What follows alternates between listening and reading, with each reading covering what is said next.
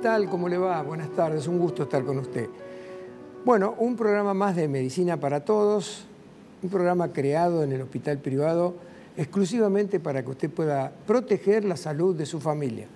Esa es la idea de todos nosotros. Y hoy tenemos un tema que a mí me parece que es muy interesante y estoy seguro que por su importancia a usted también le va a interesar, que es las enfermedades cardiovasculares, la hipertensión.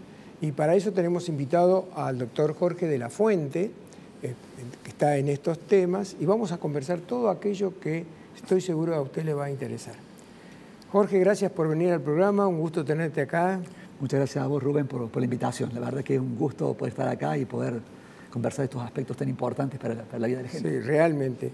Te quería preguntar, como para abrir el programa, ¿cuál es la importancia de los hábitos saludables que le llaman ustedes? Mira, los principales problemas de salud en el mundo hoy tienen que ver con los hábitos que tenemos, con los hábitos que hemos adquirido, digamos. Para ejemplificarlo, nosotros a lo largo de la evolución, cuando los humanos se alimentaban hace 2000 años, cuando los genes se adaptaron, nosotros para comer un pedazo de carne perseguimos un animal 20, 30 kilómetros. Comíamos un poco de carne y después corríamos otros 30 kilómetros para volver. Comíamos un montón de verduras y frutas, nada de sal. Hoy por hoy, ese formato de funcionamiento para el cual nosotros nos adaptamos ha ido cambiando y ya casi no corremos, casi caminamos poco, comemos muchísima carne, comemos muchísima sal, muchísimas grasas, pocas verduras, pocas frutas. Me atrevería, disculpame la interrupción, Jorge, me atrevería a agregar que en esa época tampoco existían los carbohidratos refinados. No existían los carbohidratos refinados, no existía azúcar, no existía harina tampoco. Exactamente, no existía que yo me suba a un auto, vaya, ni me baje del auto, pida un sándwich, pura grasa y sal y me lo coma.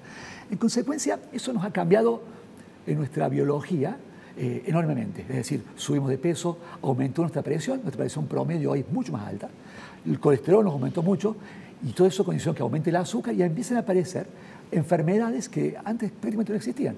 La hipertensión arterial, la diabetes, el colesterol alto, las enfermedades asociadas graves, las enfermedades renales, un grupo de enfermedades enormes que afectan hasta el 10% de la población y que terminan condicionando que nos pase lo que nos pasa. Hoy, la primera causa de muerte en el mundo, de gente se muere, son las causas cardiovasculares, son las enfermedades que matan a la mayor parte de la población, ¿no? Entonces, los hábitos saludables es retomar cambios en la vida que nosotros tenemos para devolver al funcionamiento de nuestro cuerpo a la biología que habitualmente estamos genéticamente preparados, para decirlo de alguna forma. Es decir, tratar de abandonar los azúcares refinados, todas esas cosas que facturas, galletitas, la azúcar de mermelada, muchas de estas cosas que son enormes cantidades de azúcar concentrada, tratar de disminuir las grasas, sacar la sal. Nosotros como cuerpo humano estamos muy preparados para guardar la sal, porque hace 2000 años no comíamos nada de sal, para guardar la sal y eliminar el potasio. Y ahora comemos toneladas de sal y nada de potasio. Entonces, forzamos mecanismos para los cuales no estamos preparados y por eso la mayor parte de la gente es hipertensa. Un tercio a un cuarto de la población es hipertensa. Te interrumpo nuevamente para hacerte esta pregunta porque a raíz de las informaciones que circulan, yo veo que los televidentes que te están viendo y escuchando se pueden estar haciendo la misma pregunta. Tal cual lo mencionaste vos recién, el azúcar refinado es un veneno para el cuerpo. Uno, ¿qué es lo que hace? Acostumbrado a tomar endulcorado las cosas, recurrimos al endulcorante artificial. Últimamente han aparecido, que estoy seguro que vos lo debes haber leído, noticias en los diarios de que algunos científicos están empezando a alertar de que los endulcorantes artificiales pueden provocar ACV. ¿Qué tanto de certeza tiene esa información? Mira, es todo un aspecto complejo de evaluar para saber el real impacto de estas cosas. La primera cosa, el paso anterior es, por ejemplo, el ejemplo dramático de las gaseosas, el consumo de gaseosas, que es una forma de medir el impacto de comer el azúcar refinada versus el edulcorante, ¿no? Porque hay millones de toneladas de gaseosas que se consumen diariamente y anualmente en el mundo. Entonces, en principio, mucho del uso de las gaseosas se asociaban a esto, obesidad, hipertensión, diabetes.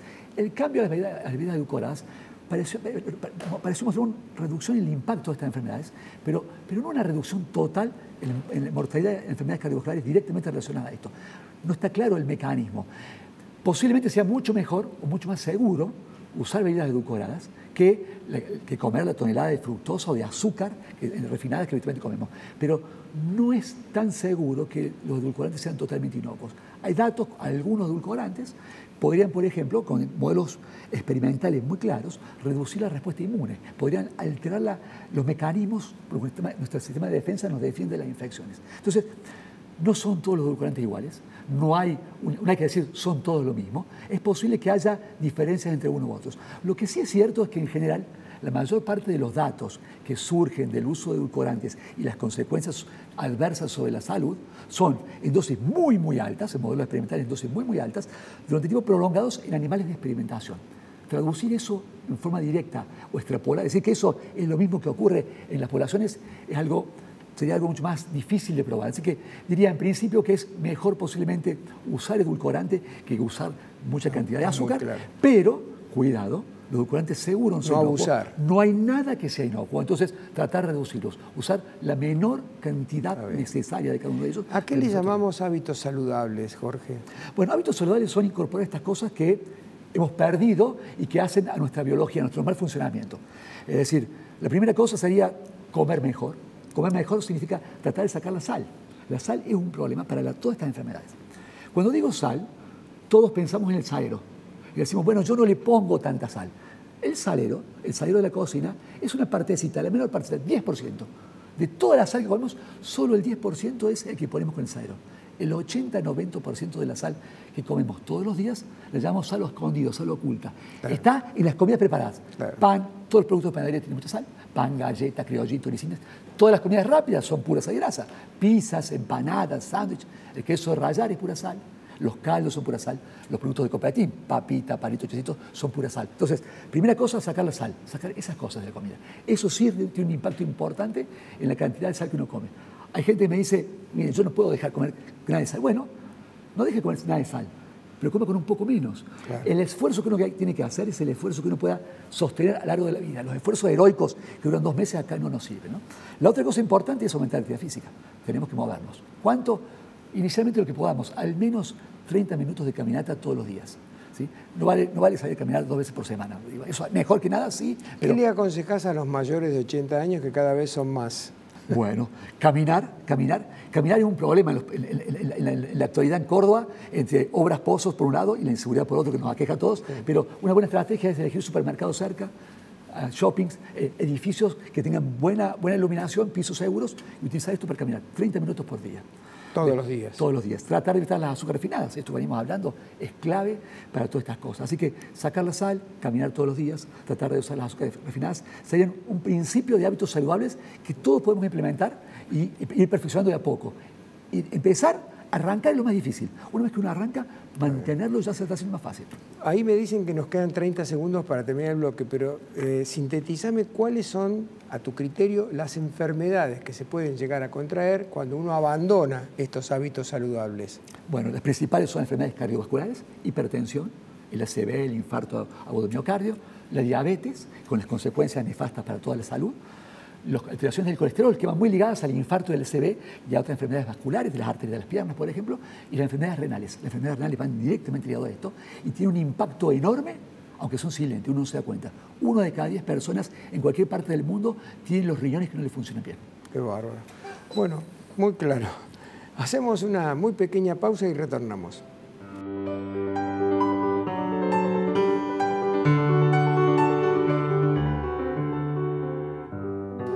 Muy bien, continuamos en Medicina para Todos. El tema de hoy es hipertensión, enfermedades cardiovasculares y nos acompaña el doctor Jorge de la Fuente, especialista en todos estos temas, y con él estamos conversando para aclarar muchas cosas e incorporar información, como digo yo siempre, ¿no?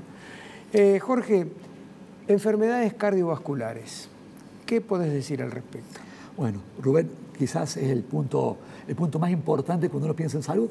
Es la primera causa de muerte poblacional en el mundo. En casi todos los países es la causa número 1 y tiene múltiples aristas. De entre las causas, de las enfermedades más prevalentes, porque las causas cardiovasculares o las enfermedades cardiovasculares son muchas, pero hay una de ellas que quizás es central por la prevalencia, la hipertensión arterial. La hipertensión arterial afecta a gente joven, así que uno puede pesquisarla quizá, pero aumenta, es cada vez más frecuente. A los 50 años, más o menos la mitad de la población es hipertensa, y a partir de los 65-70, casi el 75-80% de la población es hipertensa. Es decir, es enorme la prevalencia de hipertensión. ¿Cuál es el problema? Que no produce síntomas.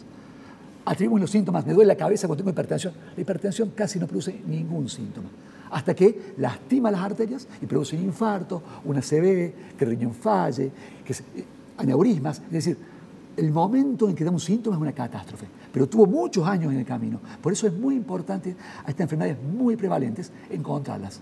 La mayor parte de los estudios muestra que cuando vamos a la población y preguntamos, le medimos la presión arterial a la gente que no se había medido, más de la mitad de la gente que es hipertensa no lo sabía. Quiere decir que una persona mayor de 65, 70 años, lo ideal es que se compre un aparatito para medir la tensión y cada una vez por semana se la tome, por ejemplo. Mira, una vez por semana no, pero sí diría que uno debe encarar un esquema de control de la presión arterial en función de la situación de cada uno. A los 20 años, una persona sana a los 20 años, que se tome la presión y la tenga absolutamente normal, cada 3 o 5 años que se controle, si no ha cambiado, si no subió de peso, si no tuvo alguna otra enfermedad, sería suficiente. Posiblemente a partir de los 40, 50, quizá una vez al año sería bueno que se tome la presión arterial. Está bueno. Y eso es, me la tomo una vez al año, si cuando me la tomo la tengo absolutamente normal. Si está más cerca del borde del comienzo de hipertensión, más frecuentemente y posiblemente requiera consulta y empezar el tratamiento. Así que tomársela todos los días nos ayuda algunas veces. Cuando le damos un tratamiento, le decimos, empieza a tomarte pastilla, tenemos que saber qué efecto tuvo. Entonces, si le decimos, mire, tómela 15, 20 días, un mes, después tómese la presión varios días, una vez a la mañana o en la tarde, la anota y se viene al consultorio. Así yo veo cómo está la presión en su casa. Porque está claro que la presión que yo tomo en el consultorio, la gente viene asustada, siempre es un poco más alta que la de la casa. Así que nos importa mucho. Y como vos decías, hay aparatos hoy que en la casa pueden tomar con mucha seguridad y con mucha precisión. Así que sí es importante controlársela, sobre todo cuando estamos en tratamiento, sí, varios días seguidos y ver que vaya en el camino adecuado. Por otra parte, hay una cuestión importante, el calor baja la presión y el frío lo sube. Así que mucha gente que es hipertensa y tiene tratamiento, tiene más tratamiento en los meses de invierno y menos en el verano.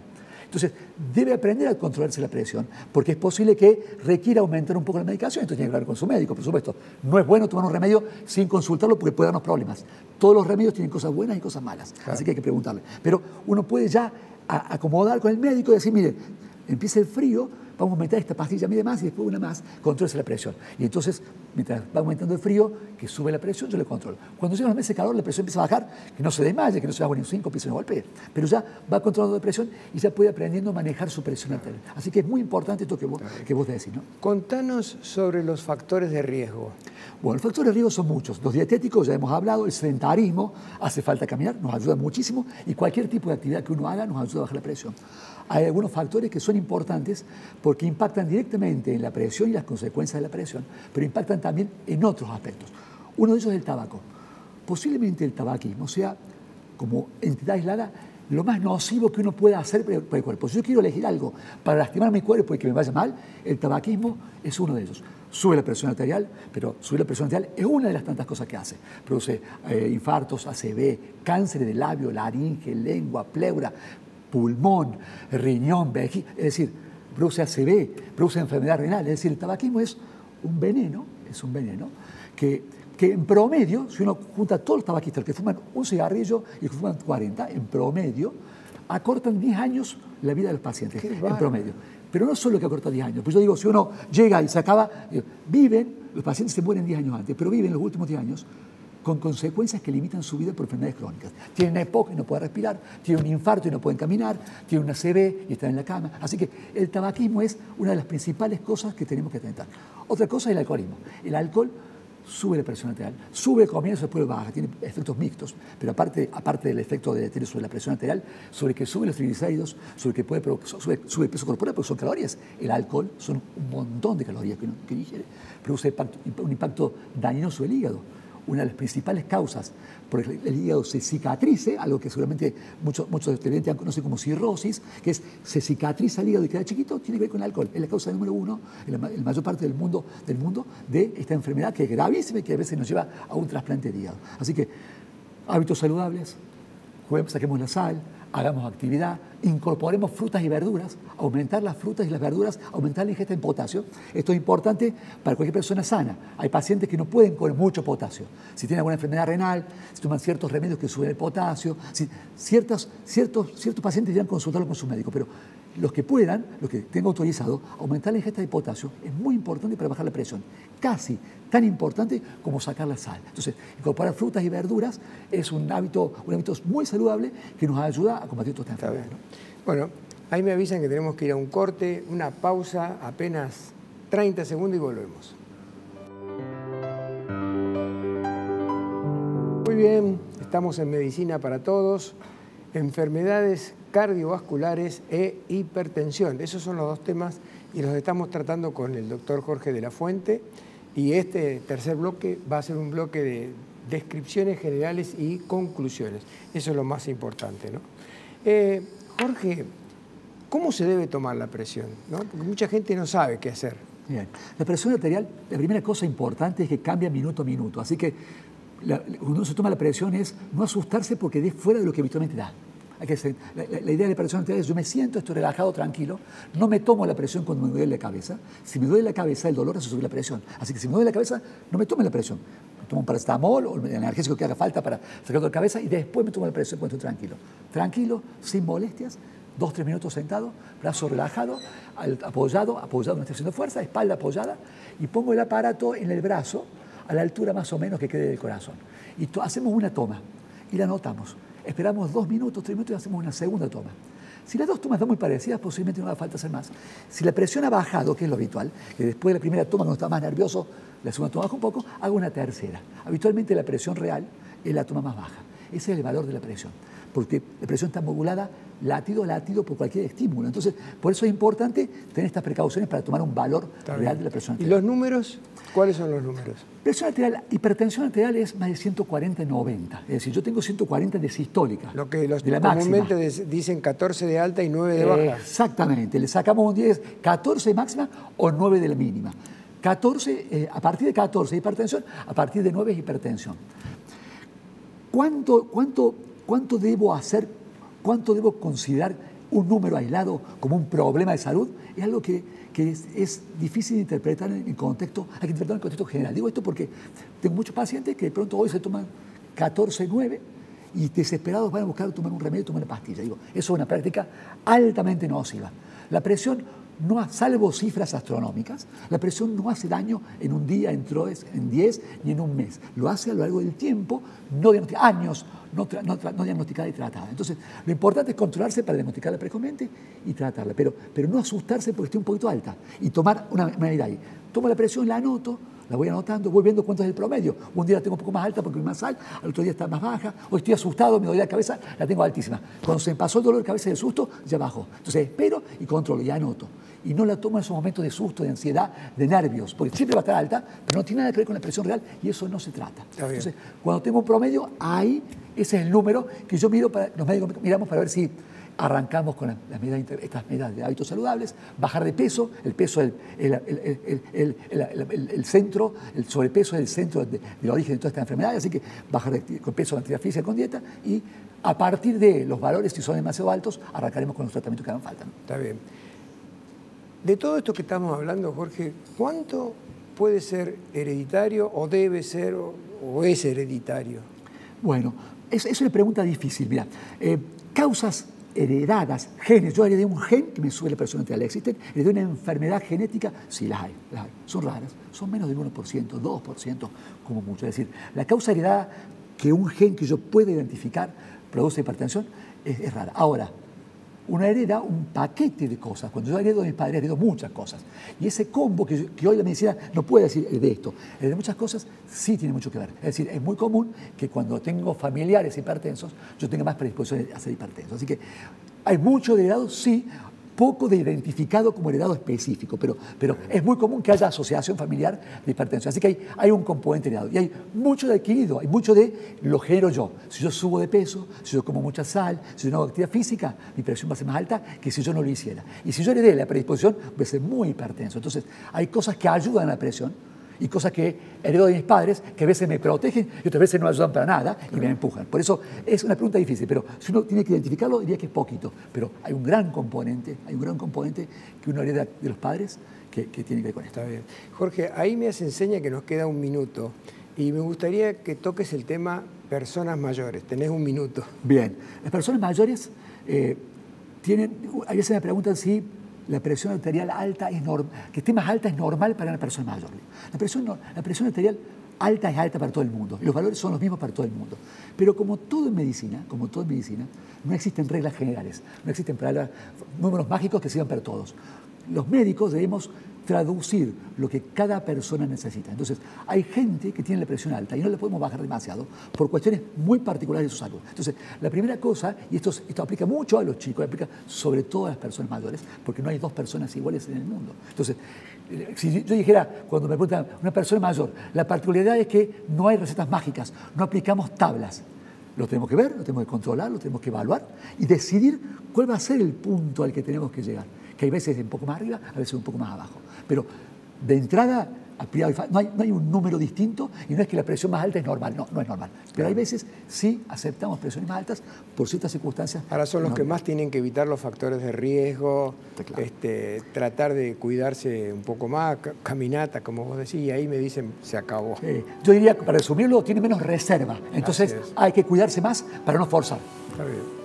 Gracias, Jorge, por haber venido al programa. Un gusto tenerte acá. El gusto es mío, Rubén. Muchas gracias por la invitación. Bueno, muy bien. Bueno, se termina el programa. Si le gustó y está de acuerdo con todo lo que se ha dicho acá, nos volvemos a encontrar la semana que viene exactamente a esta misma hora. Hasta ese momento.